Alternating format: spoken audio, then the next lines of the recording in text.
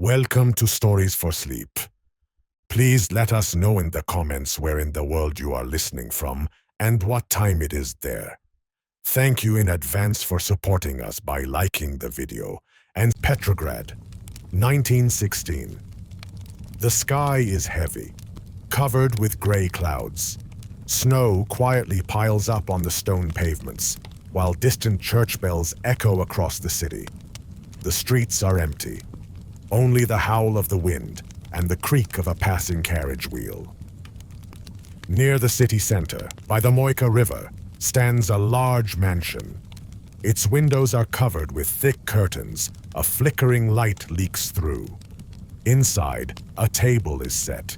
Silver cutlery, porcelain plates, crystal glasses. Red wine glimmers in the cups. Sweets are neatly arranged. But in the air, unease. 5 men sit in silence. The only sound is the faint crackle of candles. At the head of the table sits a man with a long beard and piercing dark eyes. His movements are slow, deliberate. He seems to know everything before it happens. His name is Grigory Yefimovich Rasputin. Once a wandering monk who prayed in small villages, now seated in the heart of an empire, and about to meet his fate. The men stare, but can't hold his gaze for long. One's hands tremble. Another lowers his head, whispering a prayer. Rasputin lifts his glass.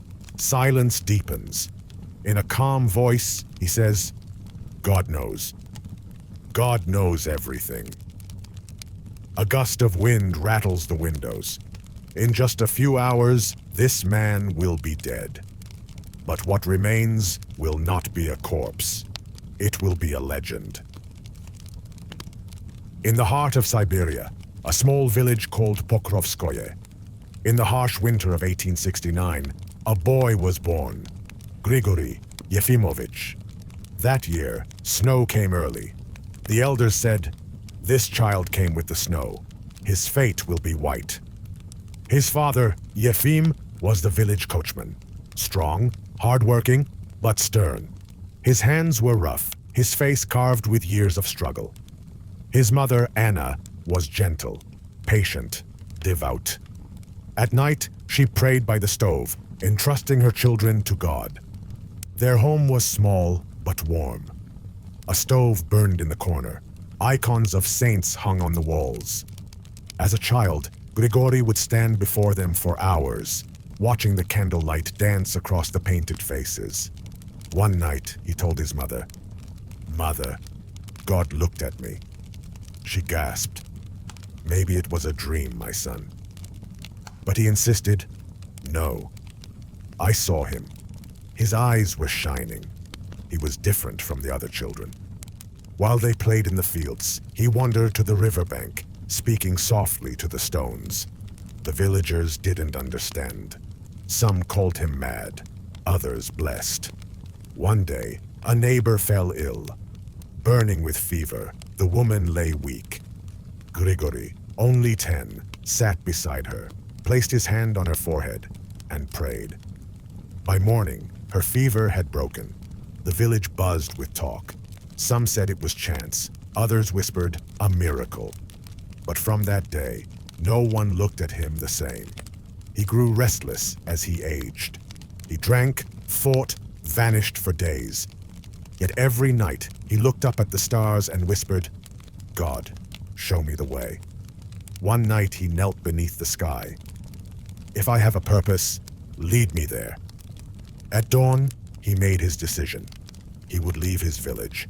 With a staff in hand, a small sack on his back, and faith in his heart, he kissed his family goodbye. His mother wept. "Where will you go, my son?" "I don't know, mother." But God is calling, and so he walked away. That road would lead him not just across Russia, but into the depths of history.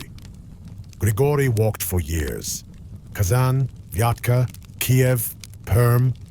In every town he prayed, healed, listened, but the path to God was not straight.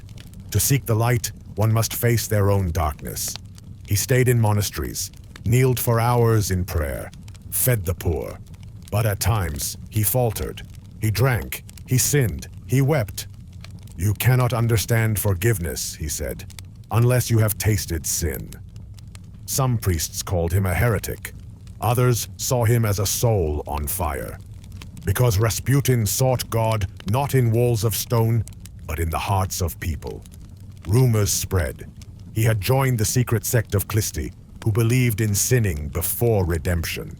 They met in secret, sang hymns, and wept for cleansing. Rasputin denied it. "My only guide is my conscience." But gossip never dies once spoken. He returned home for a time, married Praskovia, had 3 children, yet his spirit remained on the road. One night he dreamed of the Virgin Mary. A woman in white stood before him. "Go north," she said. "Your destiny awaits you there." At dawn, he told his wife, "I must go." She nodded, tears in her eyes. "May God protect you." And once more, Rasputin began to walk. This time not to seek faith, but to fulfill it. Early 1900s. Russia was a land of extremes. The rich danced in golden halls. The poor starved in silence. Science and superstition lived side by side. Into this world walked Rasputin. His clothes were worn, his eyes bright. He carried a staff and spoke softly. Those who met him said, "He looked not into my eyes, but into my soul." Bishop Theophan was the first to notice him. He saw something pure, something powerful, and introduced him to the court. Soon, the Montenegrin princesses, Militsa and Anastasia, whispered to the Tsarina, "A man from Siberia has come. He prays, and people are healed." In a society obsessed with fortune tellers and faith healers, Rasputin was a storm. And one evening, the imperial summons came. Tsar Nicholas II and Tsarina Alexandra. The Romanovs ruled with splendor, but bore a fragile secret. The heir, Alexei, suffered from hemophilia.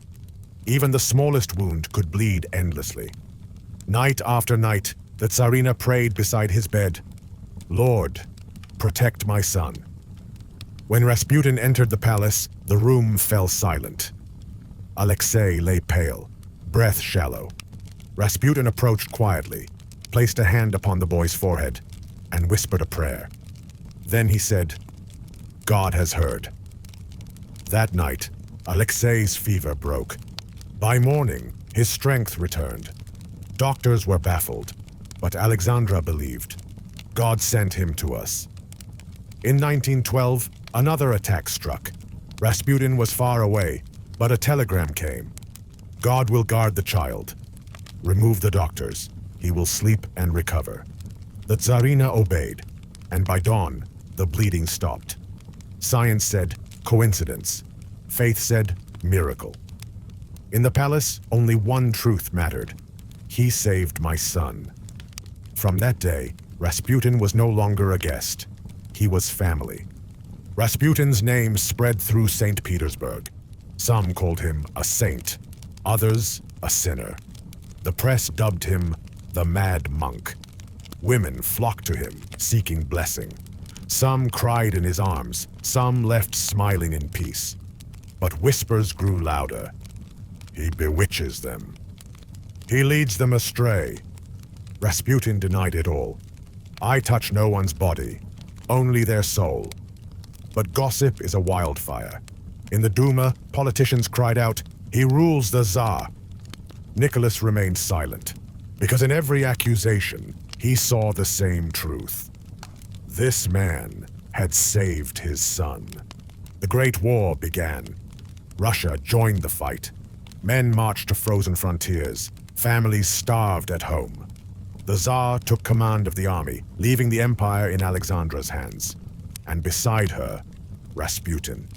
He warned, "This war will destroy Russia." No one listened. As defeats mounted, anger spread.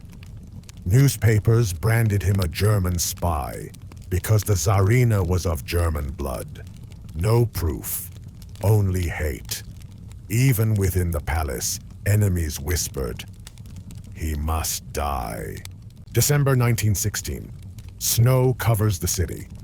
By the Moika River, in a grand mansion, a plot is born. Prince Felix Yusupov, Grand Duke Dmitri, and others, all gathered for one purpose: to kill Rasputin. In the cellar, a table is set. Cakes, wine, silver plates, poisoned with cyanide. Rasputin arrives, smiling. He eats, drinks, nothing happens. Yusupov trembles. He draws his revolver. A single shot. Rasputin falls. Yusupov runs upstairs. It's done. But when he returns, Rasputin is standing, bleeding, staggering, but alive. He stumbles to the door, out into the snow. Purishkevich follows, fires again. This time, Rasputin collapses. They wrap the body, carry it to the Malaya Nevka River, cut through the ice, and let it sink. Next morning, a shadow is seen beneath the ice. Some said he drowned. Others swore his heart still beat. Whatever the truth, Rasputin was gone. His death spread through the palace like smoke. The Tsarina wept.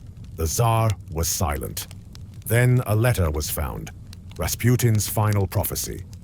If common men kill me, the dynasty will live. But if nobles spill my blood, within 2 years, theirs will flow too. 2 years later, revolution came. The Romanovs were executed in a cellar. The people whispered, his prophecy came true. Rasputin died, but his legend lived. Papers, books, stories spread like fire. Some swore they saw him beneath the ice. Others said his heart kept beating. His daughter, Maria Rasputina, wrote, "He was neither saint nor devil. He was only a man who prayed historians debated for decades. Saint, sinner, healer, manipulator, but all agreed. He changed the fate of Russia. Winter returned. The rivers froze once more. Those who looked down from bridges claimed to see a shadow move below. Some nights, a man praying. Others, a figure at a table. Dream or ghost, no one knew.